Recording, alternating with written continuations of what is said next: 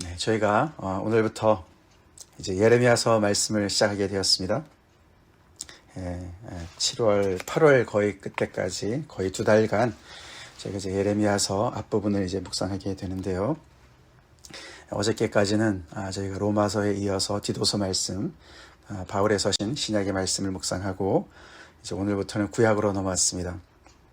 이렇게 신약과 구약을 넘나들면서 말씀을 듣는 게 참 좋은 것 같습니다.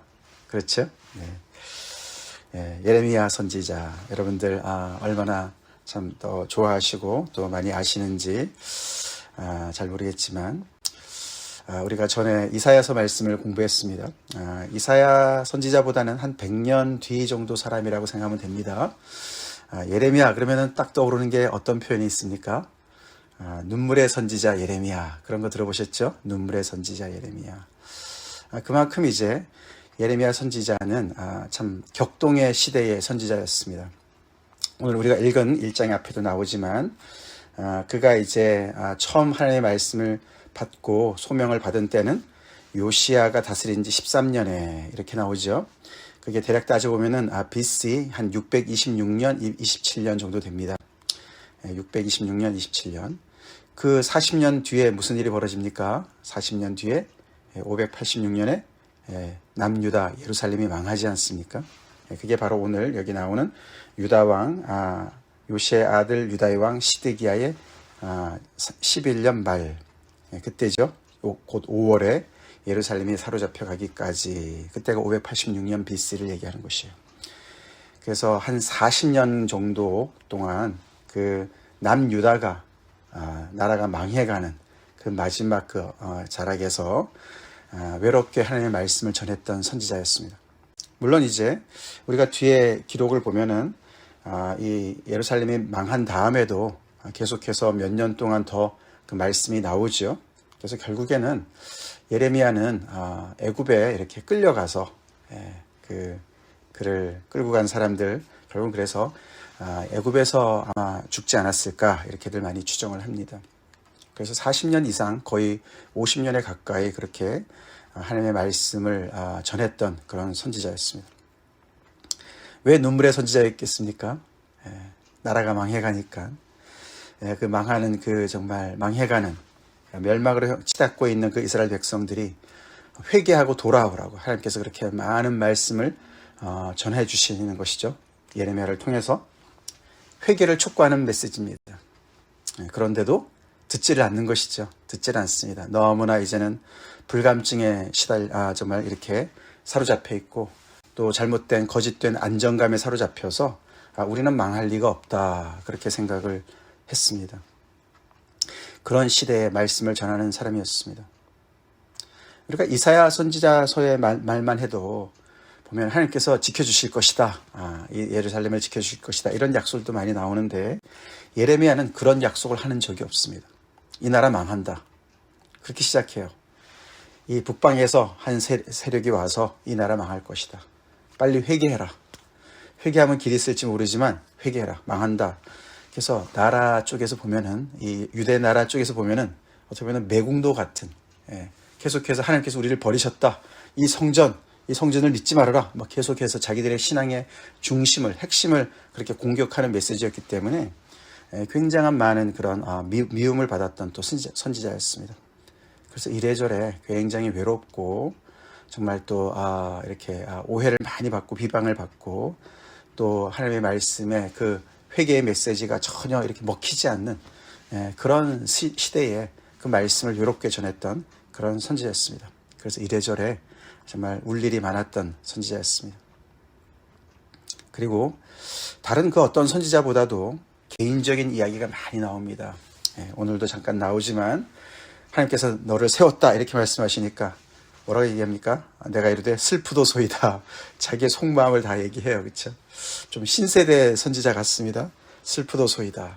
선지자 하나님께서 부르셨을 때 그렇게 말하는 사람이 없어요. 두려워서도. 그렇죠? 아니면은 이사야 같은 경우는 하나님께서 우리가 누구를 보낼까 그랬을 때 이상 중에 그 얘기를 봤을 때 나를 보내소서 이렇게 이제 순종하는 얘기가 나오는데 예레미야는 슬프다. 왜 하나님 나를 선택하셨습니까? 왜 나를 지명하여서 부르셨습니까? 슬픕니다. 나는 아이입니다. 나는 말을 할 줄 모릅니다. 마치 모세같이 그렇게 정말 발뺌하고 변명하고 나는 말을 못합니다. 아이라고 얘기를 합니다. 그래서 아마 대략 이게 아이니까 뭐 딱 정확하게 몇 살인지는 모르지 않습니까? 그래서 그 성경학자들은 대략 한 20살 정도로 잡습니다. 그래서 그렇게 따져보면은 요시야랑 거의 나이가 비슷한 그런 사람이었어요. 요시야 왕이랑. 요시야가 8살 때 왕이 되지 않습니까? 근데 지금 13년째 이제 이 예레미야한테 하나님의 말씀이 임했으니까 따져보면은 요시야는 21살이고 대략 비슷한 사람이죠. 예레미야 선지자랑 동시대 사람들은 누가 있을까요? 선지자 중에 스바냐, 오바디아 이런 선지자들이 있습니다. 그리고 이제 곧 이제 조금 후배지만 에스겔 선지자도 동시대 사람이라고 볼 수가 있고 또 다니엘, 바벨론으로 끌려간 다니엘도 같은 동시대 사람이었습니다. 자, 그런 예레미야 선지서를 우리가 묵상하게 됩니다. 그래서 오늘 하나님께서 말씀하시죠. 그가 전할 메시지는 어떤 정말 그 영향력을 미치냐 하면은 여기 맨 끝에 절이 나오죠. 10절. 이게 사실은 예레미야 선지서의 그 핵심적인 내용입니다. 보라, 내가 오늘 너를 여러 나라와 여러 왕국 위에 세워 내가 그것들을 뽑고 파괴하며 파멸하고 넘어뜨리며. 부정적인 단어가 4개가 나옵니다. 뽑고, 하나님의 말씀이 어떤 효력을 나타내냐 봤더니 뽑고 파괴하며 파멸하고 넘어뜨리며. 근데 그게 끝이 아닙니다. 그렇죠? 그 다음에는 건설하고 심게 하였느니라.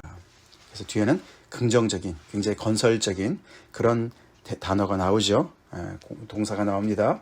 그래서 하나님의 이 여호와의 말씀이 예레미야에게 주시고 예레미야가 전파하는 그 하나님의 말씀이 나가서 어떤 역할을 하냐 봤더니 이렇게 부정적인 4가지 동사와 긍정적인 동사 2가지가 나오면서 하면서 결국에는 어떻게 해요?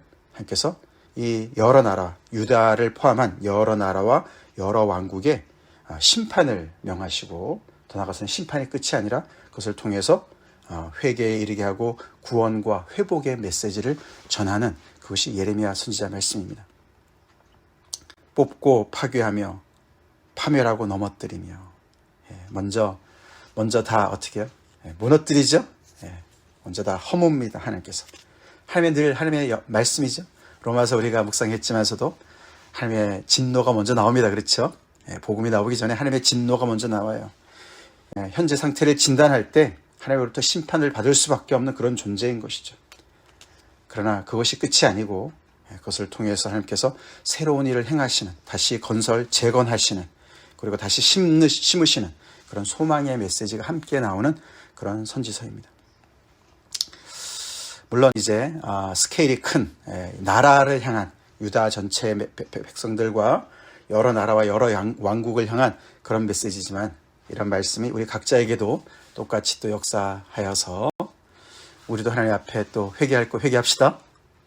하나님의 말씀이 우리에게도 이렇게 똑같이 정말 임하셔서 우리 또한 그렇게 하나님의 말씀이 정말 헛되이 가지 않고 우리 안에 정말 뽑혀야 될 것, 무너져야 될 것, 넘어뜨려져야 될 것들 하나님의 말씀을 통해서 그렇게 정말 무너뜨려지는, 정말 무너져야 되는 그런 은혜가 있기를 간절히 기도합시다. 그리고 그 말씀을 통해서 다시금 우리가 건설되어지고 심게 되어지는, 새롭게 심어지는 그런 은혜가 있을 수 있도록 개인적으로 교회적으로 그런 정말 회개의 역사가 일어날 수 있도록 같이 기도하면서 말씀을 들읍시다. 그렇기 때문에 이 메시지가 굉장히 이렇게 정말 너무나 힘든, 이미 기울어질 대로 기울어진 어떻게 보면은 그런 국군이었고 나라의 운명이었고 또 그런 국제 정세였습니다. 이때가 이 마지막 40년 때가 그 주변의 열강의 그런 그 상황을 살펴보면은 아수르가 굉장히 이제 정말 실세를 잡고 있었는데 바벨론이 다시 등장하면서 결국은 느부갓네살 왕이 일어나면서 아수르가 멸망하지 않습니까?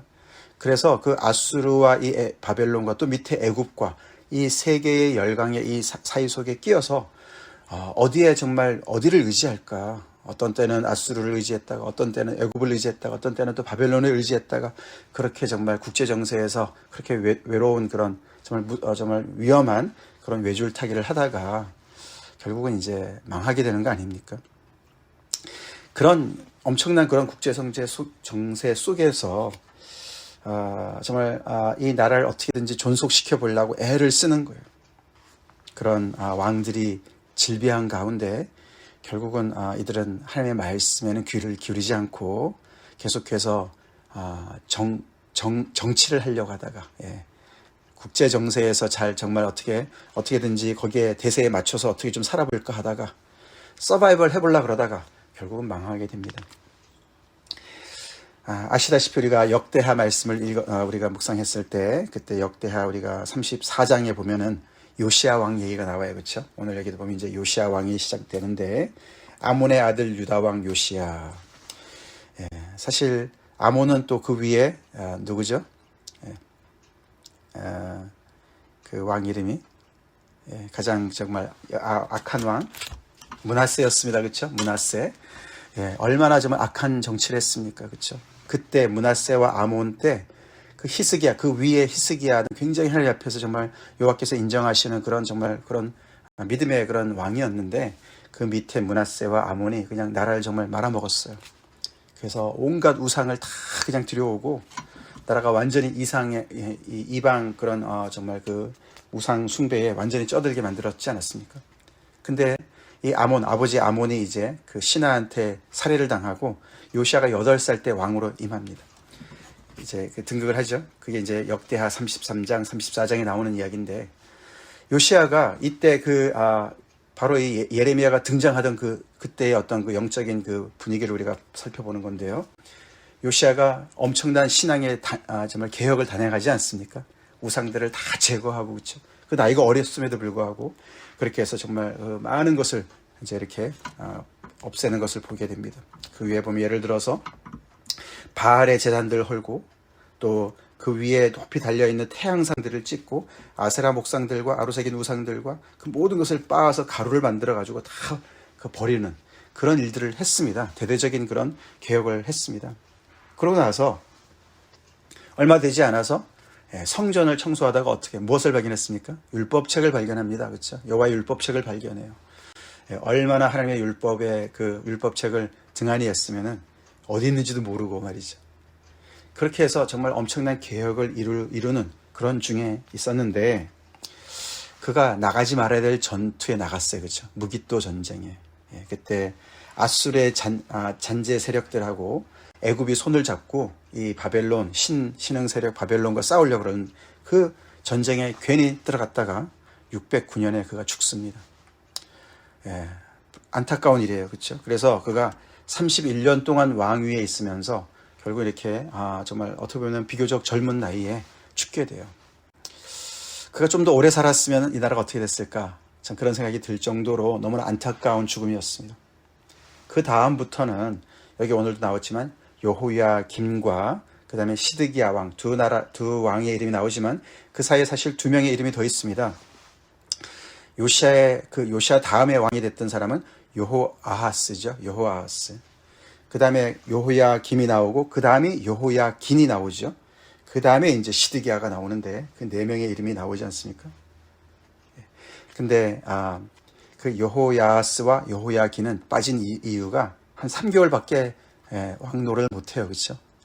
그래서 그 사람들의 이름은 빠졌는데, 그 다음부터 그 4명의 이름이 결국에는 이제 아까 말씀드린 대로 신앙의 그 중심을 잡지 못하고 계속해서 국제 정세에 정말 눈치를 보다가 이렇게 정말 나라가 망하게 되는 그런 상황에 있었던 것이죠. 그런 와중에 하나님께서 한 인물을 세우시는 거예요. 그게 예레미야였습니다. 예레미야는 베냐민 땅 아나돗의 제사장들 중 hil기야의 아들이었다, 이렇게 기록을 합니다. 1절에. 그렇죠? 그래서 그의 출신을 설명합니다. 배경을. 결국 그는 제사장 가문의 후손이었습니다. 근데 이 아나돗이라는 곳이 여기 오늘 해설에도 나와 있지만 그 아비아달의 고향이었어요. 아비아달은 그 솔로몬이 왕으로 올라갈 때 그때 다른 편에 섰다가 결국은 이제 파면을 당한 그런 제장이었습니다. 그러니까 이제 파면당한 제장이 그 모여있는 베냐민 땅 아나돗의 후손인 거예요. 그러니까 중심 세력은 아니었습니다. 그렇죠? 그리고 예레미야가 제장의 가문이었긴 했지만 제장직을 수행했는지는 나오지 않습니다.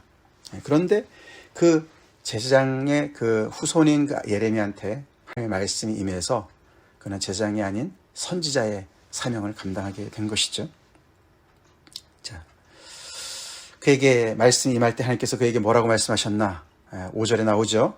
내가 너를 모태에 짓기 전에 너를 알았고 내가 배에서 나오기 전에 너를 성별하였고 너를 여러 나라의 선지자로 세웠다.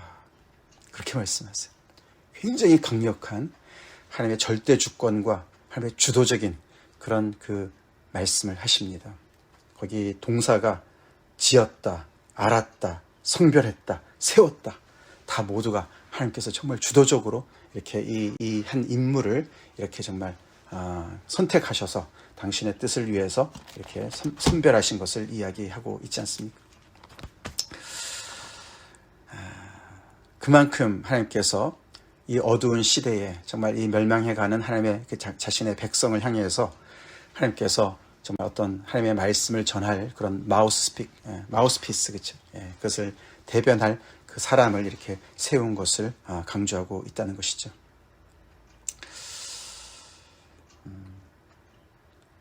이런 이야기를 어린 글쎄요 한 약관 20세 그 정도 되는 이 예레미야가 들었는데 첫 반응이 슬프도소이다 그렇게 얘기를 한다는 거죠. 슬프도소이다. 왜 그랬을까요? 만약에 우리가 이 입장이라면 우리는 뭐라고 얘기했을까요? 하나님께서 나를 짓기 전에 나를 알았다. 나를 성별하였다. 성별했다는 것은 거룩하게 구별했다. 그런 뜻 아닙니까? 그리고 여러 나라의 선지자로 세웠다. 굉장히 영광스러운 자리 같지 않습니까? 글쎄요. 시대가 좋으면 그럴지도 모르겠습니다만 예레미야는 지금 시대가 암울한 때였어요. 물론 요시야가 아직은 지금 막 개혁을 단행하고 신앙의 개혁을 단행하고 뭔가 나라가 뭔가 좀 새로운 일을 해보려고 하는 어떤 좀 분위기가 바뀐 그런 때이기 때문에 조금은 정말 긍정적인지 몰랐지만 여러 가지 국제정세와 여러 가지 것들이 어두운 시대였습니다. 그래서 그랬는지 아니면은 그가 말하는 대로 자기는 말주변이 없습니다. 내가 어떻게 그 일을 감당합니까? 그 일이 어마어마한 이야기인데 제가 어떻게 감당합니까? 단지 자기의 어떤 부자격, 자격이 없음을 얘기하는 것인지. 사실 밑에 보면은 하나님께서 8절에 너는 그들 때문에 두려워하지 말라 그렇게 얘기합니다. 두려움 때문이었는지 여러 가지가 복합적이었겠죠. 그래서 이 반응도 굉장히 좀 독특한 그런 반응을 예레미야가 했습니다. 굉장히 어떻게 보면은 소심할 수도 있고 그렇죠? 여린 그런 마음이 있는지도 모르겠습니다. 그래서 나중에 우리가 보면은 예레미야가 하나님 앞에 군시렁거리는 얘기가 참 많이 나옵니다. 자기 속마음을 참 많이 얘기해요. 참 그렇지만 그는 이렇게 하나님께서 그를 강력하게 그를 모태에서 짓기 전부터 그를 아셨고 그를 성별하여서 그를 세우신 사람이었기 때문에 그 어려운 그 정말 소명을 끝까지 감당합니다. 감당해요. 하나님께서 그러시면서 한마디로 걱정하지 말라고 얘기하시죠. 너 말 못하는 거 내가 다 안다. 같이 그러는 것처럼 7절에 여호와께서 내게 이르시되 너는 아이라 말하지 말고 내가 너를 누구에게 보내든지 너는 가며 내가 너를 누구한테 보내지 너는 가면 돼. 그냥 순종하면 돼. 그 뜻이죠? 순종하면 돼. 내가 알아서 할 거야. 너는 그냥 순종만 하면 돼. 내가 누구한테 보내서 무슨 말을 하라고 하든지 간에 무슨 명령을 하든지 간에 너는 그대로 가서 말만 하면 돼. 그렇게 말씀을 7절에 하셨습니다. 내가 내게 무엇을 명령하든지 너는 말할지니라. 너는 그들 때문에 두려워하지 말라. 내가 너와 함께하여 너를 구원하리라. 그렇게 가서 말씀을 전하는 그 분위기가 험악한 것을 사실 어떻게 보면 넌지시 경고해 주시는 거예요. 그렇죠? 그가 하나님의 말씀을 전하는 선지자라고 해서 사람들한테 환영을 받고 인정을 받고 환대를 받고 그러지 않을 거라는 것이죠. 그를 하나님께서 정말 간섭해서 그를 구원해내지 아니하시면 그가 죽을 수도 있는 그런 상황에 떨어지는 것을 하나님께서 암묵적으로 말씀해 주시는 거예요. 그렇죠? 그들 때문에 두려워하지 말아라. 그러나 너는 두려워하지 말아라. 그만큼 이 시대의 사람들이 하나님의 말씀을 향해서 귀를 막고 하나님으로부터 멀리 떠나서 여러 가지 그런 우상 제물에 우상 그런 숭배에 빠져 있었던 것을 볼 수가 있죠. 남유다가 왜 괜히 망하겠습니까? 그렇죠? 하나님의 백성이 왜 괜히 망하겠습니까? 사실 아까 묵상할 때 제가 읽어드린 이사야서 43장 말씀, 야곱아 너를 창조하신 여호와께서 지금 말씀하시느니라. 이스라엘아 너를 지으신 이가 말씀하시느니라. 너는 두려워하지 말라. 내가 너를 구속하였고 내가 너를 지명하여 불렀나니 너는 내 것이라. 꼭 우리 여기 오늘 예레미야 1장 5절 말씀과 굉장히 이렇게 정말 평행구를 이루지 않습니까? 이사야서 43장은 이스라엘 백성 전체를 향한 이야기인데, 그렇죠? 오늘 예레미야를 향해서 하신 말씀이랑 거의 비슷해요. 거의 비슷합니다. 그만큼 하나님께서 이 이스라엘 백성들을 그렇게 구별해서 지명해서 불러낸 백성들이었어요. 그렇죠? 그런데 지금 뭡니까? 지금 이렇게까지 하나님으로부터 멀어져 있는, 그래서 멸망이 코앞에 당도한 그런 백성이 된 상황을 보고 있습니다. 안타깝습니다. 그렇죠? 그래서 하나님께서 어떻게 보면은 그렇게 이 멸망으로 치닫고 있는 이 백성들을 향해서 또다시 세일을 행하시는. 그래서 이 예레미야를 이렇게 다시 어떻게 보면 새롭게 불러내셔서 그 망해가는 하나님의 백성들을 향해서 하나님께서 말씀으로 회개를 촉구하시고 그 말씀으로 다시금 그들 안에 정말 잘못된 모든 것들을 뽑고 파괴하고 파멸하고 넘어뜨리고, 그러나 그것을 완전히 그들을 멸망시킬 것이 아니라 그들을 마치 그러면 은을 단련하듯이 금을 재련하듯이 그렇게 하셔서 다시금 건설하고 심게 하시려고 하는 그런 좀 하나님의 강력하신 그런 사랑이 담겨있는 그런 선지자 말씀입니다. 그 도구로 이렇게 쓰임받는 예레미야는 너무너무 힘든 것이죠. 자, 우리 이 예레미야서 말씀 오늘 이제 시작을 하고 있는데, 우리 기도하면서 하나님의 말씀을 통해서 큰 은혜가 있기를 간절히 기도합시다. 오늘 이 말씀에서 가장 저는 생각해보고 싶은 것이 나는 우리 각자는 하나님의 말씀에 얼마나 가까이 가 있는가를 짚어보길 간절히 기도합니다.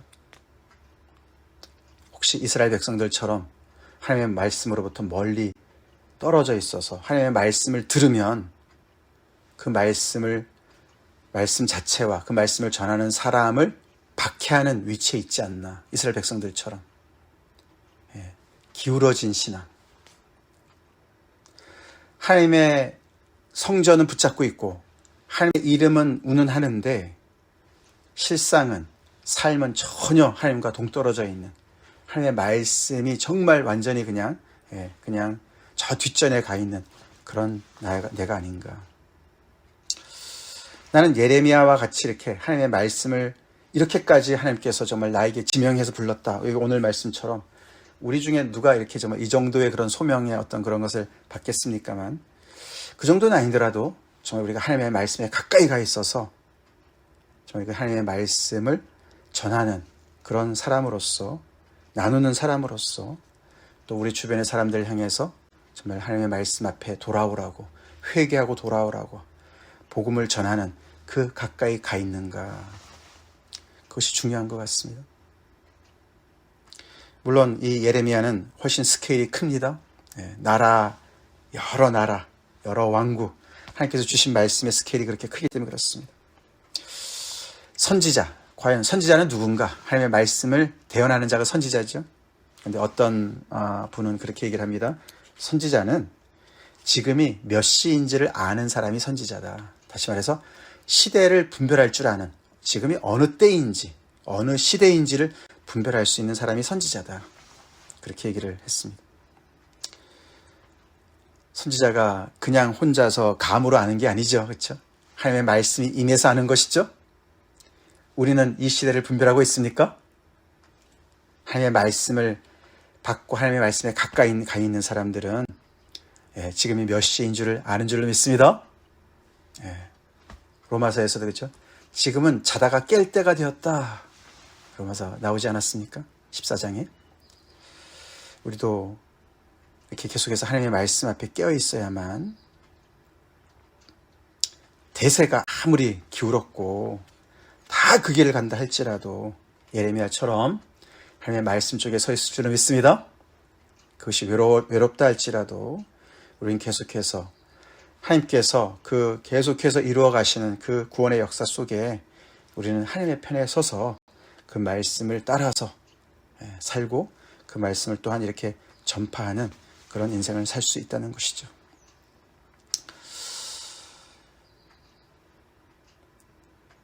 예레미야처럼 이렇게 개인적으로 우리가 이렇게 소명을 받지 않았다 할지라도 우리 계속해서 복음을 통해서 듣고 있습니다. 하나님께서 우리를 만드셨습니다. 지으셨습니다. 아멘. 새롭게 지으셨어요. 똑같습니다. 그렇죠? 우리를 미리 알고 우리를 불러내셨어요. 구별해내셨어요. 우리를 의롭다 하셨습니다. 우리를 성결케 해나가십니다. 복음을 통해서. 그렇죠? 우리를 영화롭게 하십니다. 그렇게 구별된 자들로서 하나님의 말씀을 따라서 우리 살아갑시다. 나는 아이라. 하나님께서 이런 아이를 부르셨어요. 예루살렘 성전에 있는 대제장을 부르지 않으셨어요. 왜 그러십니까? 하나님께서 하나님의 말씀대로 빚을 수 있는 사람을 부르신 줄로 믿습니다. 하나님의 말씀 앞에 우리가 은혜 앞에 늘 어린아이처럼 겸손하게 하나님의 말씀에 반응하는 그런 인생으로 우리가 서 있도록 오늘도 다시 한번 말씀을 통해서 주님 앞에 나갑시다. 같이 기도하겠습니다. 하나님 감사합니다. 오늘부터 저희에게 또 예레미야서 말씀을 허락해 주시고 시작하게 하시는 은혜 감사합니다. 하나님, 이 7월 8월 2013년 여름에 예레미야서를 우리에게 허락하신 하나님의 뜻을 또 우리가 헤아려 봅니다. 아버지, 하나님의 말씀을 들으면서 예레미야 선지자의 그 입장에 우리가 서보기도 하고 또 그가 전하는 말씀 앞에 우리가 서보기도 하고 그래서 하나님께서 우리에게 정말 우리 속에 뽑기를 원하시고 파괴하기를 원하시고 파멸을 하시고 넘어뜨기를 원하시는 것이 무엇인지 아버지 분명하게 깨닫고 회개의 열매를 맺는 은혜가 있기를 간절히 기도하고 또 하나님께서 그렇게 회개하는 우리에게 다시금 우리를 재건하시고 새롭게 심게 하시는 심으시는 그 소망을 가지고 이 뜨거운 여름을 지나길 간절히 기도합니다. 온 교회가 함께 하나님의 말씀을 들을 수 있게 하여 주시옵소서. 하나님 앞에 정말 아버지 말랑말랑한 진흙처럼 서게 도와주시고 하나님의 말씀으로 온전히 빚어지는 여름이 되게 하여 주시옵소서. 예수의 이름 받들어 간절히 기도 올려옵나이다. 아멘.